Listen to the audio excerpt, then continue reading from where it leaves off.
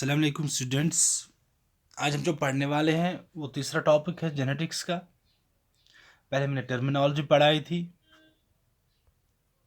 उसके बाद मैंने आपको सिखाया कि मेंडल ने क्यों पी प्लांट को सिलेक्ट किया, उसका रीज़न क्या था। आज हम जो पढ़ने वाले हैं कि मेंडल ने पी प्लांट पे कैसे अपना एक्सपेरिमेंट किया। बेसिकली पी प्लांट जो है उसका साइंटिफिक नाम है पाइसिवम स्टेवम। मेंडल ने अपना जो एक्सपेरिमेंट इस पे किया वो 3 मेन पॉइंट्स पे उसने किया। पहला, फॉर्मेशन ऑफ प्योर लाइंस। इसी बेस पे मैं आपको यहां पे समझाऊंगा फॉर्मेशन ऑफ प्योर लाइंस क्या होता है। पहले हम ये पॉइंट क्लियर करेंगे।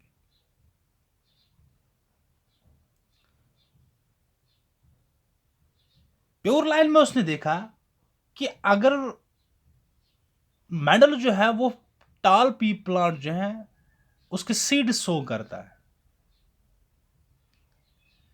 वहां से कौन सा पी प्लांट प्रोड्यूस होगा।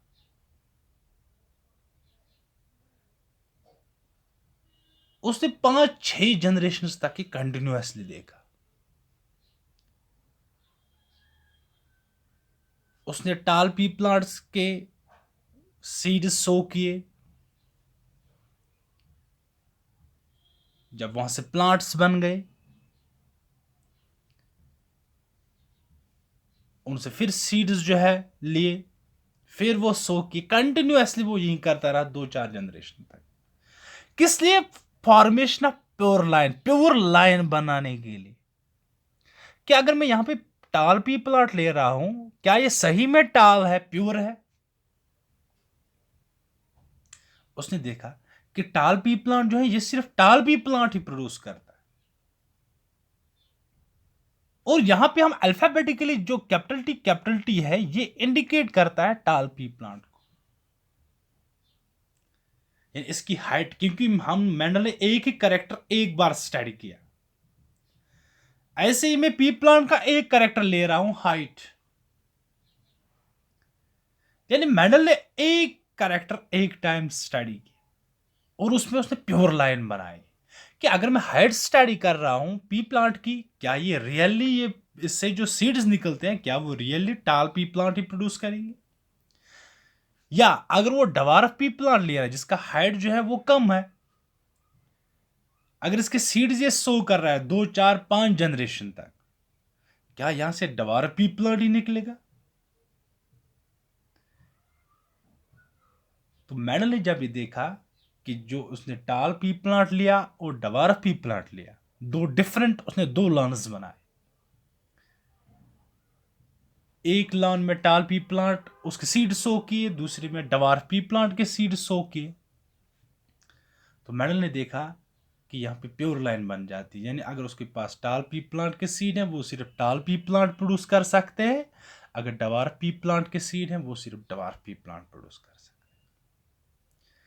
इसलिए मेंडल ने पहला पॉइंट जो उसने कहा वो ये कहा कि फॉर्मेशन ऑफ प्योर लाइन, कि मैंने प्योर लाइन बनाई। अगर मैं टाल पी प्लांट ले रहा हूं वहां से सिर्फ उसके सीड से सिर्फ टाल पी प्लांट प्रोड्यूस होंगे, अगर मैं डवार्फ पी प्लांट ले रहा हूं उसके सीड से सिर्फ डवार्फ पी प्लांट जो है प्रोड्यूस होंगे। दूसरा जो है हाइब्रिडाइजेशन ऑफ प्योर लाइन्स। अब ये क्या हो गया, मेंडल ने दूसरा पॉइंट जो है हाइब्रिडाइजेशन ली। ये ध्यान में रखना, मैंने इससे पहले पी प्लांट के 7 कंट्रास्टिंग कैरेक्टर बताए थे इसके पहले वाले लेक्चर में। लेकिन मेंडल ने क्या किया, उसकी कामयाबी का राज यही था कि मेंडल जो है उसने एक कैरेक्टर एक टाइम स्टडी की। उसने पी प्लांट के 7 कैरेक्टर एक टाइम स्टडी नहीं किए क्योंकि वो कामयाब नहीं होता। उसको ये पता नहीं चलता कि मैंने कहां पढ़ा, क्या लिखा, किस पे मैं कौन सा कैरेक्टर आ रहा है। इसीलिए उसने एक कैरेक्टर एक टाइम स्टडी किया जिससे वो सक्सेसफुल रहा। फिर उसने दूसरा पॉइंट लिया, हाइब्रिडाइजेशन ऑफ प्योर लाइन्स। अब हाइब्रिडाइजेशन क्या होता है, अब मैं ये समझाऊंगा। हाइब्रिडाइजेशन होता है क्रॉसिंग और mating of two different varieties of plants और एनिमल्स। यानी यहां पे दो वेराइटी है पी प्लांट के, एक है टाल, यहां पे मैं दिखा रहा हूं, दूसरा है डवार्फ। यानी मेंडल का जो एक्सपेरिमेंट था, उसने एक लाइन में टाल पी प्लांट जो है सो किए, यानी वहां से टाल पी प्लांट आ गए। दूसरे लाइन में डवार्फ पी प्लांट, उसने उसके सीड सो किए थे, वहां से डवार्फ पी प्लांट आ गए जिनकी हाइट कम थी। अब उसने दूसरा पॉइंट किया कि हाइब्रिडाइजेशन इन दोनों को क्रॉस किया, इस टाल और इस डवार्फ को। तो उसने क्या देखा, अभी तक ये प्योर है, कैपिटल टी ये प्योर है, ये भी प्योर है, स्मॉल टी स्मॉल टी। अब उसने क्या देखा, मेंडल हमें एक्सपेरिमेंटली प्रूव किया, उसने मेंडल ने उसने देखा जब उसने इन दोनों के बीच में क्रॉस किया, ये आर्टिफिशियली हो सकता है क्योंकि पी प्लांट जो है वो बाइसेक्सुअल है, मेल फीमेल एक ही प्लांट में प्रोड्यूस, एक ही फ्लावर पे होता है। लेकिन यहां पे अब उसने आर्टिफिशियली की, जैसे मैंने इससे पहले आपको वाले लेक्चर में आपको बताया, उसने आर्टिफिशियल जो है by emasculation, removal of anther, by bagging, ताकि जो है बाहर का पोलन ग्रेन इसको पोलिनेट ना कर सके। उसने देखा यहां से गिमेट्स निकलेंगे, कैपिटल टी मीन्स कि ये दो हैं इसके अलील्स। यहां से निकलेगा स्मॉल टी स्मॉल टी। फिर उसने देखा कि जब उसने हाइब्रिडाइजेशन की, हाइब्रिडाइजेशन में उसका रिजल्ट आ गया capital T small T, capital T small T. Means कि ये, क्योंकि ये दो कैरेक्टर अब उसने क्रॉस किए, हाइब्रिडाइज किया, उसका रिजल्ट जो आ गया वो आ गया capital T small T, capital T small T. अब ये प्योर नहीं रहा, देखो यहां पे प्योर था capital T small T small T, यहां पे आप कैपिटल टी स्मॉल टी है, नाउ दीज आर हाइब्रिड्स। इसका दूसरा पॉइंट यही था, हाइब्रिडाइजेशन ऑफ प्योर लाइन। ये जो प्योर लाइन थी कैपिटल टी स्मॉल, ये प्योर लाइन्स थी, इन दोनों को इसने क्रॉस किया। जब क्रॉस किया वहां से हाइब्रिड्स आ गए। अब हाइब्रिड कौन था, capital T small T, capital T small. इसके बाद मेंडल अपने तीसरे पॉइंट पे आ गया, that is self pollination of hybrids. देखो बच्चों, ये ध्यान में रखना, पी प्लांट जो है ये सेल्फ पोलिनेशन करता है क्योंकि ये बाइसेक्सुअल। अब जब हम किसी भी प्लांट की वैरायटी को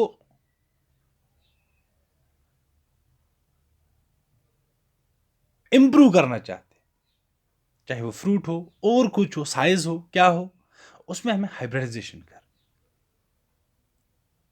इन दोनों को क्रॉस करना था, ये हाइब्रिडाइज हो गया। जैसे अगर मैं एग्जांपल दूं एनिमल्स की, एनिमल्स में अगर मैं एग्जांपल दूं, यही एग्जांपल मैं आपको समझाऊंगा एनिमल्स में। वहां पे जो है बहुत सारे ब्रीड्स है। जैसे एक कॉमन जो है कश्मीरी, जो है कश्मीरी कावा, वो जो मिल्क प्रोड्यूस करती थी 1/2 लीटर, मीट जो था नियर अबाउट 1 क्विंटल, वो इसकी प्योर लाइन थी। मीन्स जब उसके ऑफस्प्रिंग्स प्रोड्यूस होंगे सेम ही सिचुएशन होगी। लेकिन जब उसको हम हाइब्रिडाइज करेंगे, मीन्स कि उसको क्रॉस करेंगे with another variety of same animal like Jersey, वहां पे क्या होगा, वहां पे जब हाइब्रिड निकलेगा, जो नया ऑफस्प्रिंग होगा, उसमें थोड़ी बहुत करेक्टर पेरेंट के होंगे और उसमें इंप्रूव भी होंगी। यानी अब वो मिल्क कैपेसिटी थोड़ा ज्यादा होगी, मीट कैपेसिटी, मीट जो है वो भी थोड़ा ज्यादा होगा। इसी को हम कहते हैं हाइब्रिडाइजेशन। फिर मैंने तीसरा पॉइंट किया, क्या सेल्फ पॉलिनेशन ऑफ हाइब्रिड्स। यानी अब इसने इन हाइब्रिड्स को छोड़ा कि अगर ये खुद पॉलिनेट हो जाएंगे, खुद पॉलिनेशन कर सकते हैं, क्योंकि ये सेल्फ पॉलिनेशन होती है पी प्लांट में। तो उसने देखा कि रिजल्ट क्या निकलेगा, इसी बुनियाद पे मेंडल जो है उसने कुछ लॉज दिए। इसी एक्सपेरिमेंट के बुनियाद पे मेंडल ने क्या है कुछ लॉज दी। पहला लॉ जो मेंडल ने दिया वो दिया था law of paired factors. This Mendel is first law of paired factors. अब लॉ ऑफ पेयर्ड फैक्टर जो है ये क्या होता है? लॉ ऑफ पेयर्ड फैक्टर जो है ये क्या कहता है? What is law of paired factor? Mendel ने समझाया for every character there are two factors. For, मैं समझा रहा हूं अब जिस एक्सपेरिमेंट के बुनियाद पे मेंडल ने लॉ दिए वो अब लॉज में समझा रहा हूं। पहला लॉ जो है वो है लॉ ऑफ पेयर्ड फैक्टर।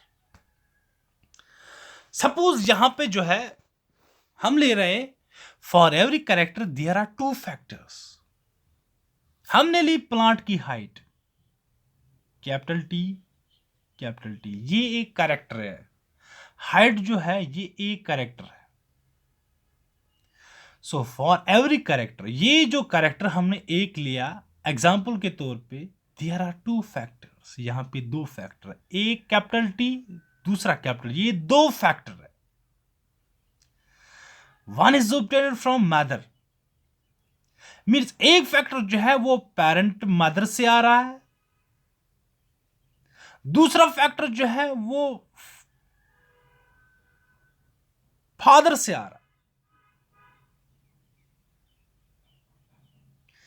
जैसे हम ह्यूमन बींग्स में हाइट लेंगे, एक हाइट का जो टी है वो मदर से आएगा क्योंकि क्रोमोसोम्स जब जाएंगे वो पेरेंट्स के ही होंगे। जब स्पर्म और एग मीट करता है उसमें जो है 23 क्रोमोसोम्स पेरेंट के होते हैं, मेल के 23 फीमेल के।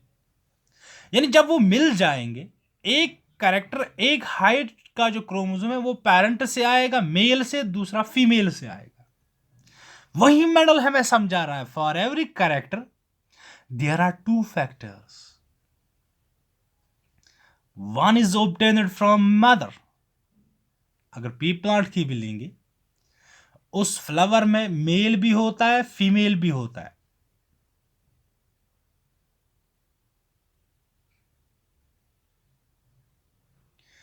पोलन ग्रेन्स होंगे, स्टैमेन, मेल पार्ट होगा फीमेल पार्ट होगा। एक हाइट का जो टी है वो मेल जो है वो डोनेट करेगा height, that will come from mother और फादर।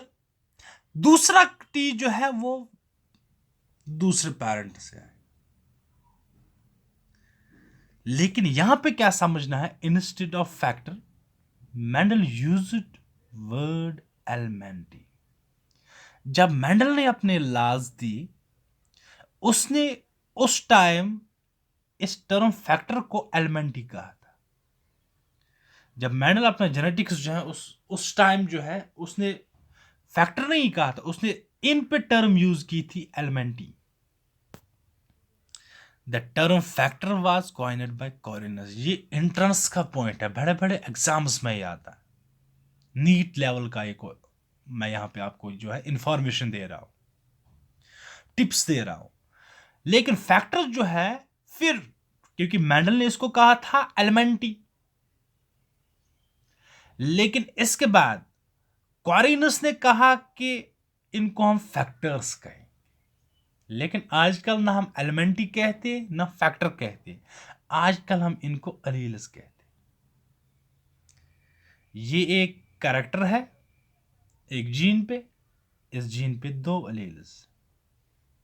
यही था लॉ ऑफ पेयर्ड फैक्टर्स। फिर मैं समझा रहा हूं, for every character, this is the one character that is height of a pea plot, there are two factors. यहां पे दो फैक्टर है capital T. One is obtained from mother, एक फीमेल से आएगा, एंड अनदर फ्रॉम फादर, दूसरा character जो है वो इसी का दूसरा अलील जो है वो मेल से आएगा। लेकिन मेंडल ने उस टाइम इस पे टर्म यूज की थी elemente, sorry factor. Instead of factor Mendel use the word elemente. Mendel ने उस टाइम जो है एलिमेंटी वर्ड यूज किया था। इसके बाद कॉरिनस ने इस एलिमेंटी को फैक्टर कहा। लेकिन आज हम ना एलिमेंटी कहते हैं ना फैक्टर कहते हैं, आज हम इनको अलील्स कहते हैं। ये height of the P plant है, एक करेक्टर है, इस पे जीन्स होते हैं, एक जीन होता है क्योंकि इसमें एक अलील जो है वो पेरेंटस फीमेल से आता है, दूसरा मेल से आता है, और हम इनको कहते हैं आजकल alleles. This is law of pure factors. Pure factor जो लॉ है ये हमें यही बता रहा है कि कोई भी जीन अगर हो, कोई भी करेक्टर जो है वो कंट्रोल जीन उसको करता है। उसमें जो दो अलील्स होते हैं ये पेरेंट्स से आता है, एक मेल से दूसरा फीमेल से। ह्यूमन बीइंग्स की बात करें, जब सेक्सुअल रिप्रोडक्शन हो, एक कैरेक्टर मेल थ्रू स्पर्म, दूसरा जो है थ्रू एग फ्रॉम फीमेल, फिर वो यूनाइट होते हैं, मिल जाते हैं, फिर वही कैरेक्टर आपको जो है ऑफस्प्रिंग में देखेंगे। प्लांट्स की बात करेंगे, उनमें फ्लावर के थ्रू सेक्सुअल रिप्रोडक्शन होती है। फिर जो उनके कैरेक्टर्स है, जैसे पी प्लांट की हाइट, पी प्लांट का साइज, पी प्लांट की शेप, पी प्लांट के कलर, वो जो है वो कैरेक्टर्स जो है वो मेल फीमेल से आते हैं। इसी के बुनियाद पे जो है मेंडल का पहला लॉ आया था, लॉ ऑफ प्योर फैक्टर्स। इसके बाद मेंडल ने दूसरा लॉ दिया, लॉ ऑफ डोमिनेंस। मेंडल का जो दूसरा लॉ था वो था law of dominance. Law of dominance क्या होता है? लॉ ऑफ डोमिनेंस हमें बता रहा है when two alleles are present which are responsible for the same character, only that allele is expressed which is dominant. पहले मैं समझाऊंगा डोमिनेंट किससे कहते हैं, जो अपने आप को एक्सप्रेस कर सके। मैं एग्जांपल दूंगा, कोई गुंडा होता है मार्केट में,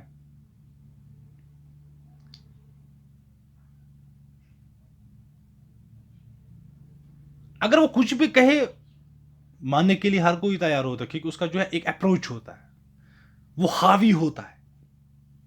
सेम यहां पे होता है, यहां पे गुंडा नहीं होता है। ये मैंने एक एग्जांपल दिया आपको समझने के लिए। यहां पे क्या होता है, मेंडल ने जब अपना एक्सपेरिमेंट किया पी प्लांट पे, उसने एक टाल पी प्लांट लिया, दिस कैपिटल टी, उसका एक कैरेक्टर लिया हाइट, दूसरा कैरेक्टर दूसरे पी प्लांट का डवार्फ। फिर जब उसने इन दोनों को क्रॉस किया, उसने देखा कैपिटल टी जो है ये स्मॉल टी के साथ मिलता है क्योंकि हाइब्रिडाइजेशन हो गई। ये कैपिटल टी जो है इस स्मॉल टी के साथ मिलेगा। ये अब आएंगे capital T small T, capital T small T. फिर जब यहां पे हम आएंगे, यहां पे उसने देखा ये कैपिटल टी अब इसके साथ मिलेगा, मीन्स कि कैपिटल टी कैपिटल टी। ये कैपिटल टी जो है फिर स्मॉल टी के साथ मिलेगा, कैपिटल टी स्मॉल टी। फिर ये स्मॉल टी इस कैपिटल टी के साथ मिलेगा, कैपिटल टी स्मॉल टी आएगा। फिर ये स्मॉल टी इस स्मॉल टी के साथ मिलेगा, small T and small T. लेकिन यहां पे मुझे समझाना लॉ ऑफ डोमिनेंस। यहां पे दोनों जो है ये डोमिनेंट है, मीन्स के कैरेक्टर सेम होगा, टाल पी प्लांट। लेकिन यहां पे आप देखना है, यहां पे हाइब्रिड है। कैपिटल टी जो है ये टाल पी प्लांट जो है उसको रिप्रेजेंट करता है, उस कैरेक्टर को रिप्रेजेंट करता है। स्मॉल टी जो है ये डवार्फ जो है हाइट को रिप्रेजेंट करता है। लेकिन यहां पे जब पी प्लांट को हम देखेंगे तो वो ना टाल होना चाहिए ना डवार्फ होना चाहिए। लेकिन यहां पे लॉ ऑफ डोमिनेंस जो है वो एप्लीकेबल होता है। यहीं पे मेंडल ने दूसरा लॉ दिया, लॉ ऑफ डोमिनेंस। यहां पे उसने क्या देखा कि ये पी प्लांट जो है, ये वाला कैपिटल टी स्मॉल टी वाला, इसकी हाइट भी टाल है। लेकिन मैंने सोच रहा कैसे। फिर उसने लॉ ऑफ डोमिनेंस जब दिया, उसने कहा कि ये जो रिसेसिव है स्मॉल टी, ये अपने आप को एक्सप्रेस नहीं करता है in presence of capital T. यानी ये कैपिटल टी जो है ये डोमिनेंट है ओवर स्मॉल टी। इसीलिए पी प्लांट की जो हाइट जो है ये टाल होगी, न कि डवार्फ, क्योंकि स्मॉल टी जो है ये यहां पे एक्सप्रेस नहीं होता। इसी लॉ को हम कहते हैं लॉ ऑफ डोमिनेंस। यानी जो अपना डोमिनेंस जो है, जो अपना हावीपन दिखाता, वही मैंडल ने यहां प्रूव किया कि यहां पे अब हाइब्रिड आया था, कैपिटल टी स्मॉल टी, एक टाल था एक डवार्फ था, लेकिन अब एक ही पी प्लांट में दोनों कैरेक्टर हैं, टी कैपिटल टी भी स्मॉल टी भी। मैंने देखा ये पी प्लांट जो आया था इसकी हाइट टाल थी। फिर मैंने ने देखा कि ये टाल क्यों है। जब उसने इसके जीन्स देखे, उसने कहा कि यहां पे जो स्मॉल टी है ये अपने आप को एक्सप्रेस नहीं करता है, ये रिसेसिव है। अगर आपको टर्मिनोलॉजी याद होगी तभी ये लॉज जो है समझ आएंगे, टर्मिनोलॉजी याद नहीं होगी तो यहां पे आपको समझ नहीं आएगा। रिसेसिव हम किससे कहते हैं? रिसेसिव वो होता है जो अपने आप को एक्सप्रेस ना कर सके। वही यहां कंडीशन है स्मॉल टी के साथ, ये रिसेसिव है। वो कैपिटल टी जो है वो डोमिनेंट है, डोमिनेंट हम उससे कहते हैं व्हिच कैन एक्सप्रेस इटसेल्फ। सो यहां पे क्या है, यहां पे कैपिटल टी अपने आप को एक्सप्रेस करता है in presence of small T. So capital T जो है वो डोमिनेंट बन गया, स्मॉल टी जो है वो रिसेसिव बन गया, and this is known as law of dominance. फिर मैं कह रहा हूं when two alleles are present which are responsible for the same character.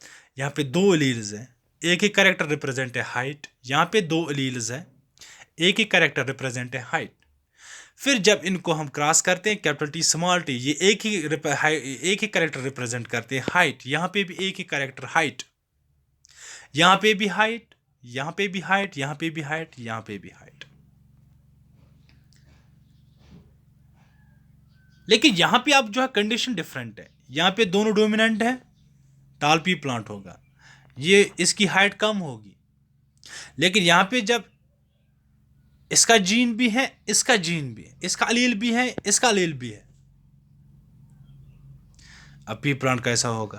P plant जो है वो टाल होगा। टाल क्यों होगा? क्योंकि यहाँ पे कैपिटल टी अपने आप को एक्सप्रेस करता है और स्मॉल टी अपने आप को एक्सप्रेस नहीं कर सकता। This is known as law of dominance.